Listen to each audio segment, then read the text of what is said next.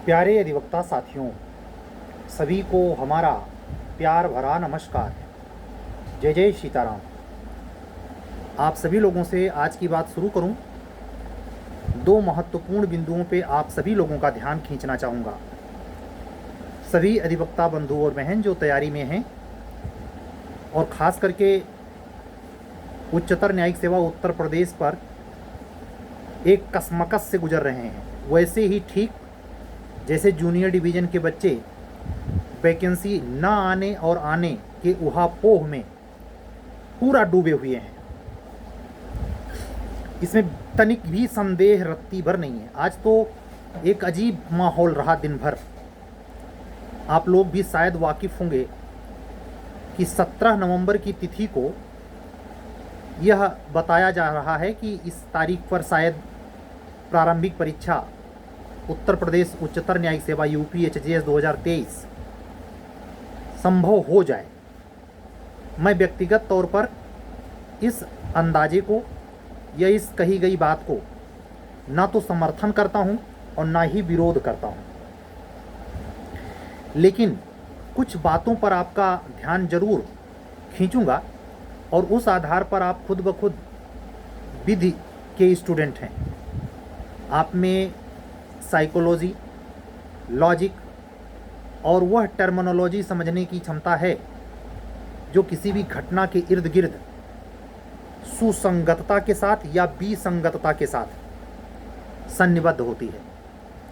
उसका जो फैक्ट होता है वो किसी बेस ग्राउंड पे होता है। साबित करने के लिए जो सबूत चाहिए होते हैं, उन सबूत के आधार पर ही हम किसी निष्कर्ष पर भी पहुंच सकते हैं। यहाँ तक कि अगर घटना स्वप्रमाण जैसी है, रेस एप्सा लॉक्यूटर की थ्योरी अगर लागू हो जा रही है, तब तो फिर पूछना ही क्या है, तब तो प्रत्यक्षम किम प्रमाणम। आज इसी मुद्दे पर शुरुआत में बात करेंगे और उसके बाद हमारे द्वारा चलाए गए एक स्पेशल कार्यक्रम के परिस्थितियों और उससे जुड़ने वाले टर्म्स और कंडीशन पर, जो कि यूपी स्पेशल APO और जूनियर डिवीज़न के बैच के इतर स्पेशल फोकस UPHJS है। इसके बारे में क्लियर 15 अक्टूबर की डेट पर होगा, उस पर तमाम विवरण उपलब्ध रहेंगे। लेकिन आज की बात जो शुरुआत करने वाला हूं कि जो संभावना 17 नवंबर की जा रही है वो कितनी सुसंगत है और कितनी विसंगत हो पड़ी है। हम उस डेट के प्रति मुतमईन थे और लगभग 2 महीने पहले से, लेकिन एक बात अनिश्चय कारक हो गई, संदेह के घेरे में आ गई। आप जानते हैं एक बहुत बड़ी थ्योरी काम करती है। क्रिमिनोलॉजी में संदेह का लाभ हमेशा अभियुक्त को दिया जाता है। थोड़ी देर के लिए अगर इस पूरे घटनाक्रम को, जो हायर जुडिशरी के प्रीलिम से रिलेटेड और माननीय उच्च न्यायालय के बीच, अगर इस सेतुगत इन परिस्थितियों में एक संबंध निर्मित किया जाए काल्पनिक इमेजिनेशन के आधार पर, तो ये एक्यूज कौन होगा? हम ही लोग तो होंगे। यानी अगर संदेह हो तो लाभ हम लोगों को मिलेगा। संदेह क्या है? अगर जो पिछला फ्राइडे गुजरा, पिछले हफ्ते का, यानी आज हम लोग बात कर रहे हैं 8 अक्टूबर को, इत्तेफाक देखिए, 8 का कमाल देखिए, 8 अक्टूबर को स्पेशल बात करवा रहा है अस्तित्व यानी शनि भगवान इसी टॉपिक पर कि प्रीलिम्स होगा तो कब। ऐसा तो मैं किसी वीडियो में स्पेशली नहीं बातचीत किया। इसकी वजह वो काल चक्र है और शनि भगवान है, इसलिए हो रहा है और मेरे बगैर सोचे हो रहा है। समझ रहे हैं? इस समय जिस समय हम ये रिकॉर्ड कर रहे हैं 2:32 हो रहे हैं, 2:33 जोड़ें, 3 3 6 2 8, यहाँ भी 8 है। स्टार्ट हमने किया है, 4 मिनट हुआ। कुल कहने का मतलब ये कि अगर पिछले हफ्ते में यानी अब तक 5 अक्टूबर तक अगर नोटिस डिक्लेयर्ड हो गई होती, हाई कोर्ट के माननीय उच्च न्यायालय की वेबसाइट पे शो करती, यकीनन उस नियम से जो कानूनगत सुसंगत है कि नोटिस निर्गत होने की तिथि से 40 डेज का समय चाहिए, उसके पहले प्रीलिम्स नहीं होगा। तो अगर आज की डेट पर ही यानी कल के डेट पे यानी 9 तारीख को अगर 9 अक्टूबर को नोटिस आ जाए तो 9 से 9 नवंबर हुआ और उसमें 10 दिन और जोड़िए, 19 तो अभी ही हो गया। दिमाग लगाइए, आज 8 को हम आपसे बातचीत कर रहे हैं, कल 9 तारीख की डेट पे ही माननीय उच्च न्यायालय नोटिस, इमेजिन कीजिए, निर्गत कर देता है। तो उस तिथि से 9 बजे रात में कभी भी 9 तारीख 9 अक्टूबर, तो 9 अक्टूबर से 9 नवंबर, 1 महीना 30 दिन, और उसके बाद 10 दिन और, तब तो 19 हो जाता है। यानी अगर मेरे कहने का मतलब आ नहीं जा रही है, तार्किकता सोचें तो ये 17 नवंबर को पॉसिबल है। मैं खुद इसको पॉसिबल कहता या कहने की स्थिति में होता, और आप समझने की कब, जब मैं यह वीडियो 22 सितंबर को बोल रहा होता। क्यों? उसमें एक गुंजाइश थी कि 25 से 30 सितंबर की होने वाली मीटिंग्स में अगर ये निर्णय हुआ तो निश्चित ही 5 अक्टूबर तक, यही मेरा तो अंदाजा था, नहीं हुआ, ओवरलैप्स कर गया।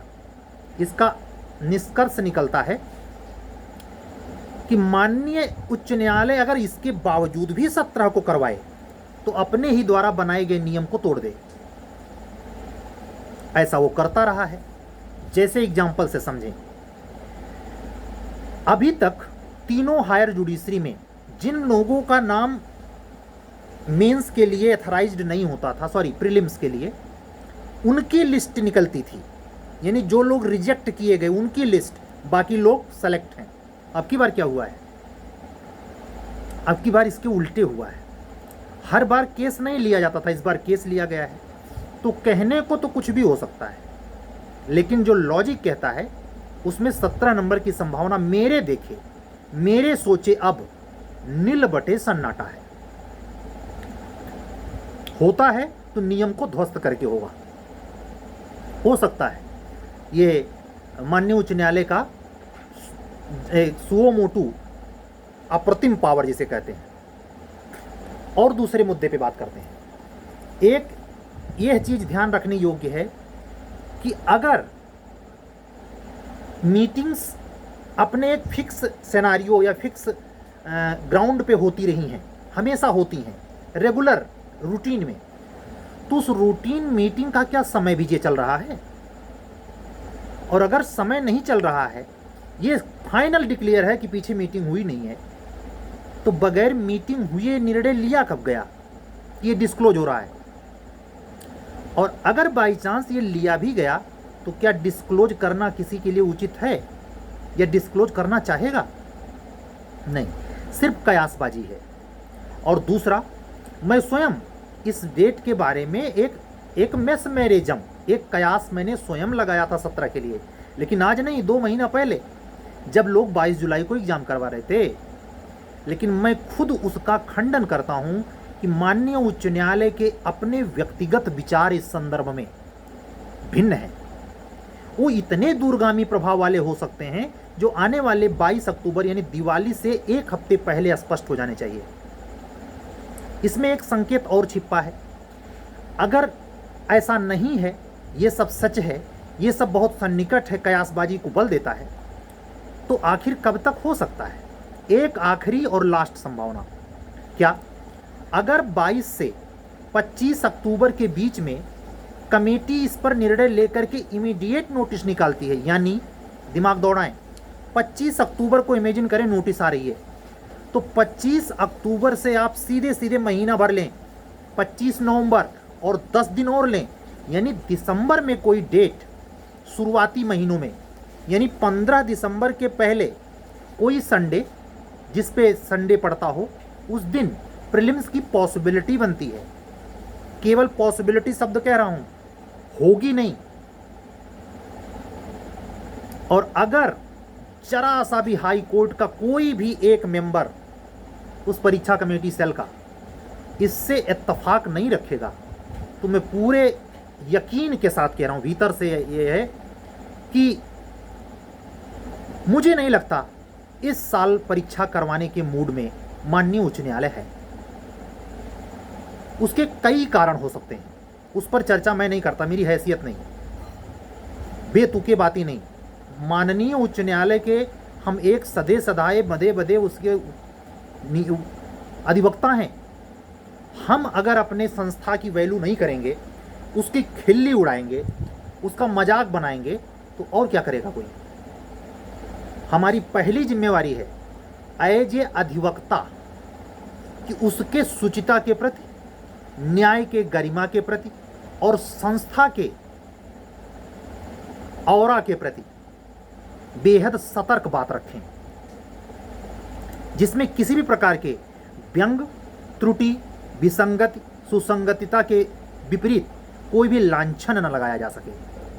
डिफामेशन के जितने एक्सेप्शन हैं, जिनके आधार पर डिफामेशन नहीं होता, उनकी सारी की अभिपुष्टि हमारे बातों में स्पष्ट झलकनी चाहिए। समझ पा रहे हैं? इसलिए आप सभी लोग ये जैसे शोर मचा है तो शोर के हिसाब से ही पढ़ें। इसमें चिंता ना करें कि ओ गिरी सर के बात में आ गए, नहीं। लेकिन आप प्रौढ़ हैं, चाहे मेरी अधिवक्ता बहनें हों या बंधु, ये सब बातें जो मैं कह रहा हूं इसकी लॉजिक बिठा सकते हैं। एक बार ऐसा भी हुआ है 2018 पार्ट 3 में ही शायद, मुझे याद आता है, डेट दी गई एग्जाम की और पीछे कर दी गई। हैरान होंगे, प्रीलिम्स की डेट अलाउंस करके और डेट को पीछे करके ले लिया गया और वहां ये 40 डे का रूल अप्लाई नहीं हुआ। तो इस पर आशंका है और जो आचरण चल रहा है, जो बिहेवियर है, उसमें पॉसिबिलिटी की गुंजाइश है। लेकिन मैं इसको आखिरी सत्य नहीं मानता।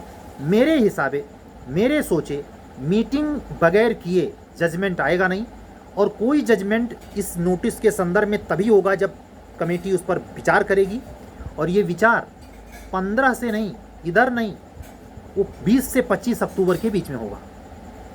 अगर एक रेलिवेंट एथिक्स से देखें तो रूटीन मीटिंग, और अगर ऐसा एक्सेप्शनल होता है, अर्जेंट होता है, तो बात दीगर।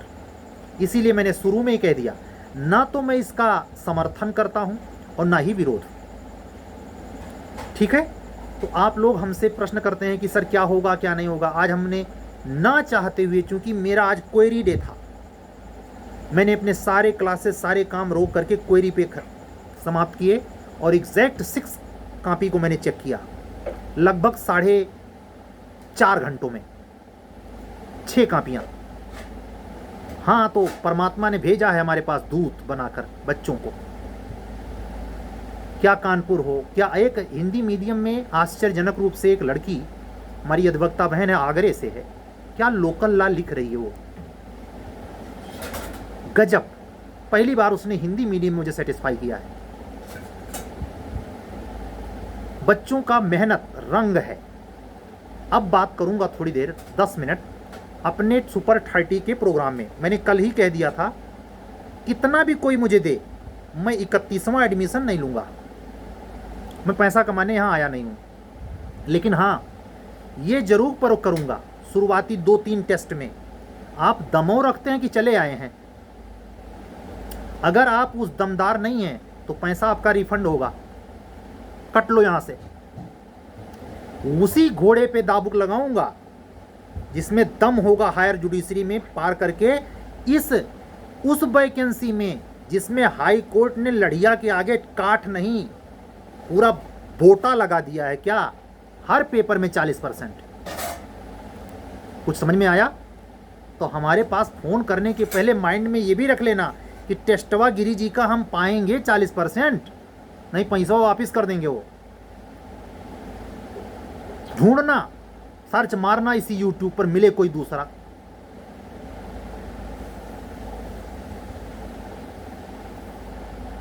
ये पहली शर्त। और दूसरी, अगर आप में सदाशयता है, आप भीरू नेचर के हैं, हमारी अधिवक्ता बहनें विनम्र, सुशील, कुतर्क वितर्क वाली नहीं है, चालाक नहीं है। मुझे चालाक पीस चाहे जो हो, ये परमात्मा ने बचपन से दिया है। हालांकि इसका मैं बहुत ज़्यादा ध्वंसात्मक विरोध झेला हूँ, लेकिन अगर चालाकी की तो आपके खानदान में भले आपको कोई पकड़ ना पाया हो, या आपके जीवन में कोई आपको पकड़ ना पाया हो, तो मैं पकड़ूंगा आपको। और करके चालाकी देखिए। तो मुझे चालाक जो दिमाग बहुत ज़्यादा चलाता है उसके साथ मेरा 36 का आंकड़ा है। इसलिए दोनों प्रजातियों को सावधान करता हूं, दोनों साइड के लोगों को फोन करने के पहले ये भी देख लें। बहुत चैनल हैं, आप जैसे तमाम हैं पकड़ लीजिए, बेड़ा पार हो जाएगा। और तीसरी बात, इस सीरीज के बारे में मैं भी अन्यमनस्क हूं। जुड़ने की 2 शर्तें हैं। अगर 15 अक्टूबर से जुड़ने के 10 दिन के अंदर, जैसा कि मैं खुद कह रहा हूं, 20 से 25 अक्टूबर के बीच में ये क्लियरेंस हो जाता है, डेट स्पष्ट हो जाती है, तो अचानक मेंस की सीरीज का फोकस, क्लास का फोकस टोटली फ्री हो जाएगा। और वो क्रैश कोर्स ऐसा होगा कि हर तीसरे दिन टेस्ट होगा, यानी 40 दिन में हम 22 टेस्ट आयोजित करेंगे। उस 22 टेस्ट में जो कॉमनली 22 टेस्ट का औसत निकालना अगर 60%, 55 से 60% मेंटेन किया और उसके HJS प्रीलिम्स में सिलेक्शन नहीं हुआ या 65% नंबर नहीं आए, पैसे पूरे रिफंड होंगे। सुन लो ध्यान से। और तीसरी आखिरी बात, अचानक ये डेट नहीं आई, कोई डेट नहीं आई, तो only one focus on mains way. Prelim जैसे क्लासेस चल रही हैं वो कंटिन्यू रहेंगी। हाँ, इन बच्चों के जो सुपर 30 वाले होंगे ये हमारे लिए जान से बढ़कर होंगे, जिसमें से 11 लोगों ने एडमिशन ले लिया है। आज के आज शेष बची हुई सीटों का ऑफर है। इसमें ये शर्तें जो मैंने बोली हैं अपने उन मित्रों को जिनको जुड़ने की इच्छा है शेयर कर सकते हैं। 30 के बाद मैं 31वां नहीं लूंगा, कुछ भी आप दें। और ये ध्यान रखें, इन शर्तों के साथ ये खतरे हैं जुड़ने के, ठीक है। ये बात जरूरी थी, मैंने कही। अब बात करूंगा अपने जूनियर डिवीजन के बच्चों से जिनकी 3 कापियां आज चेक करी हैं हमने। बनारस से एक बच्चा है, शुक्ला जी हैं। 60 में कैसे बेहतर लिखा जा सकता है आर्ट उसके पास, लेकिन बिल्कुल नवीन है वो। एक जगह वो वीक हैं, मैं यहाँ वो प्रयोग करके डिमोटिवेट करने का नहीं उद्देश्य मेरा, लेकिन सभी नए आगंतुक छात्रों को, अधिवक्ता बंधुओं और बहनों को यह एग्जाम्पल देते हुए कि अगर इंग्लिश मीडियम के आप स्टूडेंट हैं तो रनिंग वे में हर लॉ का, चाहे वो लोकल ही क्यों ना हो, किराएदारी अधिनियम 2021 वाली प्रेमिसेस एक्ट 2021, उस पर लैंडमार्क जजमेंट ढूंढिए, निकालिए और विद साइटेशन करेक्ट रखिए।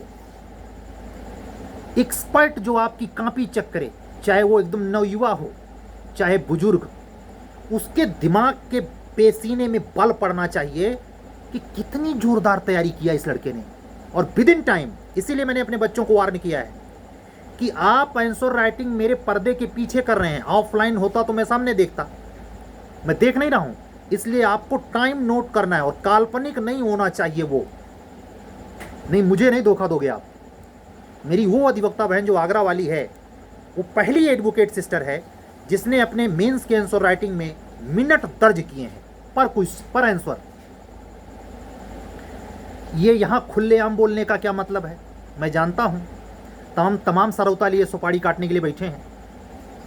हम उनसे न डरते, जो चला रहे हैं उनसे हम बिल्कुल न डरते। हम असल में चाहते हैं कि जो बच्चे हमसे जुड़ ही नहीं सकते पैसे की वजह से, वो अनुकरण में लाएं, वो खुद से सीखें, खुद से टाइम मैनेजमेंट करें। उनमें आग डाल रहा हूं। या अगर किसी से जुड़े भी हैं, इस अनुप्रयोग को अपनाएं। जुडिशरी, चाहे लोक सेवा आयोग लखनऊ या प्रयागराज में जब बैठाती है ना, तो आगे पीछे दाएं बाएं सब लड़के नजर आते हैं, लेकिन गौर करना कौन सर झुकाया तो 10 मिनट पहले ही स्टॉप किया। बाथरूम जाने का समय नहीं मिलता, अगर जाना पड़ा तो लाश महसूस होता है, और जो 2-3 बार जा रहा है वो तो माशाअल्लाह है, वो कोटे वाला होगा, रिजर्वेशन फ्री हो गया है, हमारो फ्री भाई। हाँ, जलेबी नाश्ता कही आओ, जड़वत फ्री का उत्सव मना रहे। मेंस मेंस मेंस अगर ऑफिसर बनना है तो आज के वीडियो में मेरी अपनी जो प्लानिंग है, जो मैंने डिक्लेयर किया है, सुपर 30 बैच चलेगा। और यकीन से कह रहा हूं, नाम तो पहले डिस्क्लोज नहीं करूंगा, रोल नंबर डिस्क्लोज होगा, लेकिन इस 30 में से अगर माननीय उच्च न्यायालय प्रयागराज इलाहाबाद ने कुछ अतिरिक्त नहीं किया तो इस सुपर 30 में से 100% रिजल्ट होगा। क्या वो सुना? ये वीडियो रहेगा, डिलीट नहीं करूंगा, प्राइवेट नहीं करूंगा, पलट के सुना ना। एक चीज की आशंका है, रिजल्ट जानबूझकर नील न किया जाए, जैसा कि मध्य प्रदेश हाईकोर्ट करता है। अगर ईमानदारी से कॉपी वाकई में चेक की गई तो रिजल्ट देखिएगा आपकी बार। देखते हैं हम भी। हमको परमात्मा ने, मां जगदम्बा ने थोड़ी सी प्रेरणा शक्ति दी है अपने बेहतरीन स्टूडेंट मिश्रा जी के द्वारा, जो सुप्रीम कोर्ट में प्रैक्टिशनर्स हैं। उनसे जुड़े उस 14 में से कई बच्चों ने आज फोन किया, सर मुझे यकीन आ गया, हमारी गलती थी कि हम सेलेक्ट नहीं हो पाए। जो हमारे मेरठ के अधिवक्ता साथी हैं, बहुत हिंदी मीडियम है, और हमारी जो एडवोकेट सिस्टर नोएडा से है, वो भी हिंदी मीडियम से है। इन 3 में से 2 का हिंदी मीडियम में होना अपने आप में बल देता है, साहस पैदा करता है, और वो भी उच्चतर न्यायिक सेवा में, खिलवाड़ नहीं है। इन सब बातों को आपको प्रवचन की तरह सुनाना उद्देश्य नहीं, उससे अभिलाभ प्राप्त करना उद्देश्य नहीं। मुझसे कभी न जुड़ें, कभी न बात करें, मेरा चैनल हो ना सब्सक्राइब करें, लाइक तो भूल कर ना करें, लेकिन अगर पल्ले पड़े तो जीवन में उतार लें। धन्यवाद भी मत देना मुझे, ठीक। एपीओ के लिए स्पेशल क्यों मैं फोकस चला रहा हूं, बीएनएस पर टेस्ट सीरीज, पागल नहीं मुझे जुडिशरी में हमारे सामने शामिल कर रखा है जेएस में। हमारा निशाना ये, जो इस साल 34 साल का है, वो अगले साल जनवरी में 35 का होगा ना, और जब 35 का होगा और 2026 की एचजेएसवा आएगी तो कोर्ट साहब को केस ला नहीं चाहिए, उनसे केस ला नहीं मांगता हाई कोर्ट, वो सीधे जाएंगे इसी में। अगर बाई चांस, मैं मोटा मोटी गेस कर रहा हूं, XYZ कोई भी सिलेक्शन माननीय उच्च न्यायालय इलाहाबाद लेता है फाइनली, उसमें अच्छा खासा परसेंट 30% मेरे सोचे कोर्ट साहब होंगे, कोई रोक नहीं सकता। हमने देखा है, हमसे जुड़े हैं। मैंने क्या कहा था परसों की वीडियो में, कल में 150, लगभग 150 इन 14 सालों में। उसमें से जो इस बैच में है, इस 11 में से भी 3 हैं, वो भी कोर्ट साहब हैं। उनका अहंकार तिरोहित हो गया, हमसे बड़े हैं, लेकिन हमको छोटे होने के बावजूद वो ऐसी रिस्पेक्ट देते हैं जैसे लगता है कि हम उनके दादा हैं। माफ़ी चाहता हूँ, लेकिन हमको वो हाथ तक नहीं जोड़ने देते। उनके भीतर बैठे परमात्मा को नहीं, उनको, परमात्मा तो दूर की बात है, उनको मैं साष्टांग झुकता हूँ। बड़े हैं हमसे, हमारी अधिवक्ता बहनें जो हमसे 4 साल 5 साल बड़ी हैं। ये परमात्मा बोलता है, मेरी हिम्मत नहीं है। तो इस पॉइंट से मैं कह रहा हूं कि अगर आपको इस चीज को, इस परीक्षा को क्रैक करना है तो एपीओ के पॉइंट से, यानी एपीओ के सिलेक्शन लेने के ही माइंड मेकअप में, भले आपका 4 ही पेपर है, ये माइंड सेट सिलेबस देखिए, हायर जुडिशरी बिहार देखिए, कितने पेपर्स हैं, क्या क्या पूछता है, जो धीरे धीरे धीरे धीरे धीरे धीरे नीचे उतरता है, एक दिन भरभरा के बिल्डिंग गिर जाती है। ये एपीओ की तैयारी के दरमियान तब सोचें जब 35 होने ही वाले हैं और 6 साल पूरा है अनुभव। इसमें से अगर कोई भी विसंगति है, मतलब 35 साल तो पूरा हो रहा है, लेकिन अनुभव 3 साल का है, तब तो नहीं।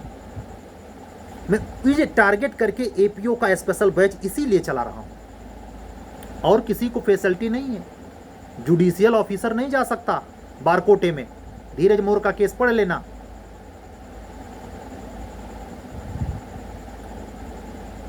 बारकोटे की सीट पर एक आदमी की निगाह नहीं है, क्योंकि ये न्यायिक पद है, बहुत गरिमा का तुल्य पद है पर जिला जज। नहीं तो उदाहरण तो इतने विध्वंसक आते हैं कि जुबान से निकालने पे जुबान गंदी हो जाए। तो यहां से तो निकालूंगा नहीं, मां सरस्वती का ये पॉइंट है, स्थल है ये। लेकिन जिस तरीके से बारकोटे की सीट पर निगाह है, गलत निगाह, वो प्रत्यक्ष है, उसको चर्चा में लाने का कोई अर्थ नहीं। बस उस निगाह को भेद देने की आकांक्षा हर उस अधिवक्ता में होनी चाहिए जो बारकोटे से लड़ रहा है और अपने भीषण प्रैक्टिस में महत्वपूर्ण जिंदगी के लम्हे रात रात जग कर किताबों में खपाता है। ये आपकी सीट है, धरोहर समझिए इसे, और ये भी समझिए कि इस पर निगाह किसकी किसकी है। दायित्व और अधिकार से वैसे लड़िए जैसे मिश्रा जी ने जबड़े के अंदर से अपनी सीट खींची। अधिकार से भागिए मत। और अगर ऐसे लोगों का ग्रुप बना हो जो अधिकार दायित्व के प्रति आपको बहानेबाजी, चाटुकारिता, जातिवाद, पाखंडवाद, पोगापंथ से युक्त करता हो, साथ छोड़ दीजिए। कितना पुराना रिश्ता हो, 1 सेकंड में कट करिए, कभी मत जाइए उसके दरवाजे, न बुलाइए। ये हाइपोथेटिकल पावर रखिए, तब आप एक सुदृढ़, जो माननीय उच्च न्यायालय अपेक्षा कर रहा है अपर जिला जज, डिस्ट्रिक्ट कोर्ट में इंडियन जस्टिस रिपोर्ट एक आकांक्षा लगाए हुए है कि उत्तर प्रदेश की लोअर जुडिशरी कहने पर माननीय डीवाई चंद्रचूड़ सर ने रोक लगाई है। डिस्ट्रिक्ट कोर्ट कहना है, लोअर नहीं होता कुछ।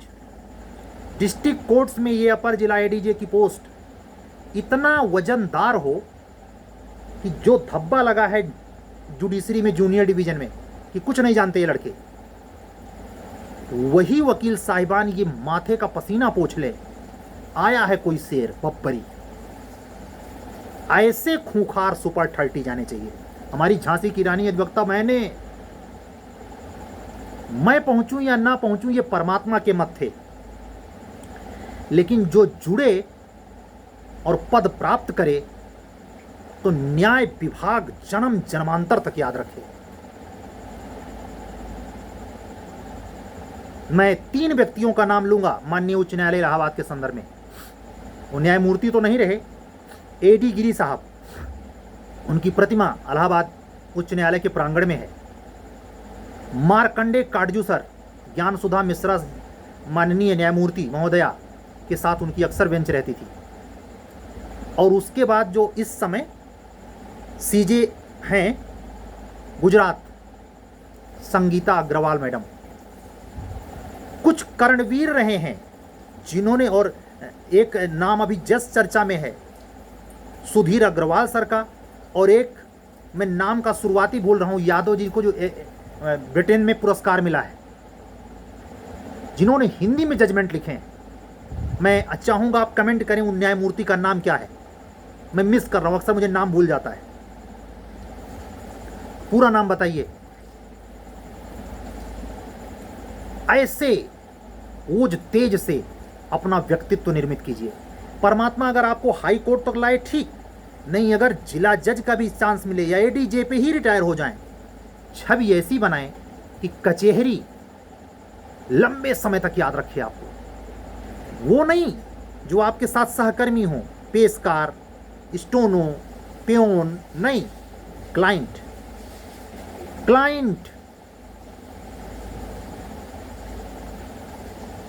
लौटाइए दौर अपने पुराने जमाने के प्राचीन इतिहास के सुपर बादशाह चंद्रगुप्त विक्रमादित्य को, जिनके दरबार में 9 रत्न सुशोभित होते थे। एक एस्ट्रोलॉजर थे 12 मिहिर साहब, वो गरिमा लौटाइए। आप सब कर सकते हैं। मैं जो राइटिंग देख रहा हूँ, बच्चों में जो संस्कार हमने पाए हैं, इसीलिए मैं बार बार कहता हूँ, जनरल क्लास में जन्म लेना अपराध है क्या? वो बच्चे जंग लड़ रहे और उनको इसी बात पे ना घसीटा जाए कि ईडब्ल्यूएस। उनके औसत बुद्धि, उनकी नॉलेज क्षमता, उनकी अभिव्यक्ति क्षमता और उनके द्वारा दिए गए निर्णयों को पढ़ा तो जाए कम से कम। चाहे जस्टिस वाई.के. सब्रवाल सर हों, जस्टिस टी.एस. ठाकुर सर हों, जस्टिस आर.एस. लोहाटी सर हों, जस्टिस कृष्णा अय्यर सर हों, ये साधारण विभूतियां नहीं है। और पी.एन. भगवती सर को कौन भूल सकता है?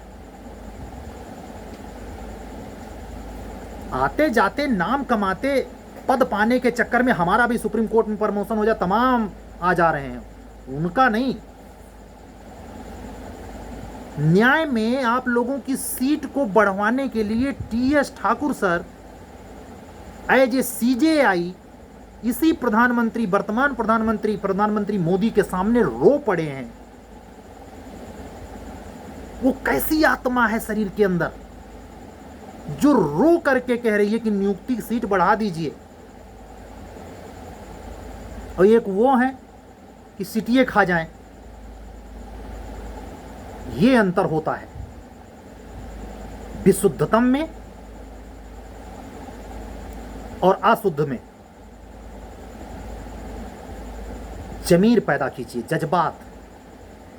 ये क्रांति पैदा करने के लिए सावरकर का भाषण नहीं है, हमसे जुड़ो तो सही। हम कैसे ठोंक बजाते हैं, जुड़ने के पहले 121 दफा सोचना। ज्यादा बुरा लगे चैनल अनसब्सक्राइब करके भागो।